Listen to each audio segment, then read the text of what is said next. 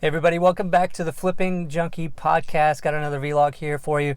And I was just I was telling a friend about when I started taking flying lessons, how I would literally drive up to the airport and park there and sit there and kind of have my prayer time and my gathering it together kind of time, because, though, I was taking lessons, have a lot of fun. It was also one of those things where in the back of my mind, I was a little bit nervous about the whole thing because of the fact that I've got a family and kids, and things can happen in the air, and with flying there's some risk involved.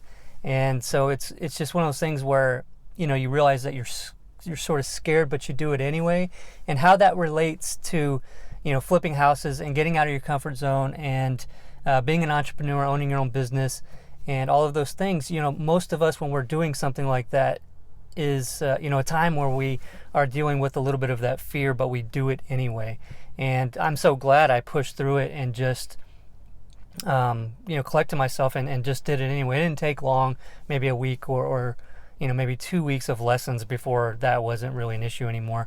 But it's the same thing with getting started flipping houses, and more recently, what I've been thinking about a lot is, the fact that a lot of investors still aren't marketing to motivated sellers because of that fear of all of the unknowns of buying a house directly from a seller. And, I don't think it's a fear that you should really have. It's one of those things where if you just take action and you just worry about that first part, it's getting the phone to ring, right, and handle that phone call. And a story that many of you probably have already heard if you followed Flipping Junkie for a while, but really when we first started doing marketing for motivated sellers, I had my phone number out there, and I felt weird about it, having my phone number. I think we did some bandit signs and driving for dollars. And so just thinking about the fact that there were signs out there with people driving by and it had my phone number on it was just really weird to me. And, when that first call came in, I was so nervous. I literally threw the phone at my wife, not like that, but tossed it to her, and she had to take the phone call. And she was just asked some questions, and we didn't ask all the right questions. We didn't get all the information. I don't even think we got the address on that first call, but we called back, and we learned so much from that call, right? So we were scared to death, maybe more me than her, but we figured out it wasn't really that bad. We made mistakes. Yeah, we're all going to make them. Anytime we're trying something new, we're going to make those mistakes, and just be okay with it and understand that, what's the worst that could really happen? And it's not like it's going to kill you. You probably will make mistakes, and most of us are really afraid of doing that, but we do it anyway.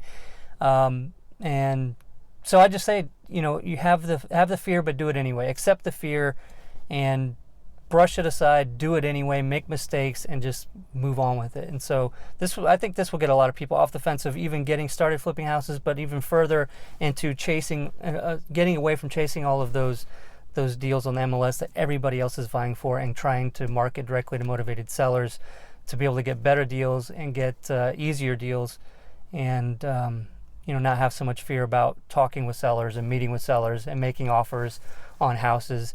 Yeah, there's a lot of rejection. You're making low offers to people at their houses about the house that they've maybe lived in or grew up in, all that kind of stuff. But whenever you start to do this and you take action and you get the phone ring and you talk to people, you find those people that are so grateful that they found you. And those are the people that we're out there trying to help. Yeah, there's other people that we're willing to help, but maybe don't want our assistance and our service of buying a house fast and closing quickly and solving that problem for them, and so they're not so excited about it. But then there's other people that say that they've prayed for a solution, and you are the answer to that prayer, that you are there to help them, and they're so grateful for it, and so ecstatic that you are able to buy the house even though it needs a ton of repairs and all of that kind of stuff, and help them out. And so it's awesome.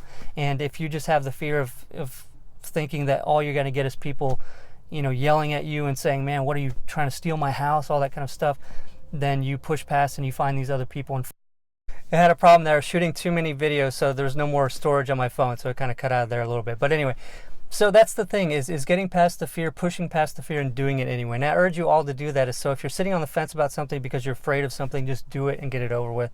And so that's my advice for today on the Flipping Junkie podcast and vlog. Be sure to subscribe on iTunes and rate and review, please. And then also you can check us out, check these videos out on youtube.com/flippingjunkie. Have a great week. Talk to you later.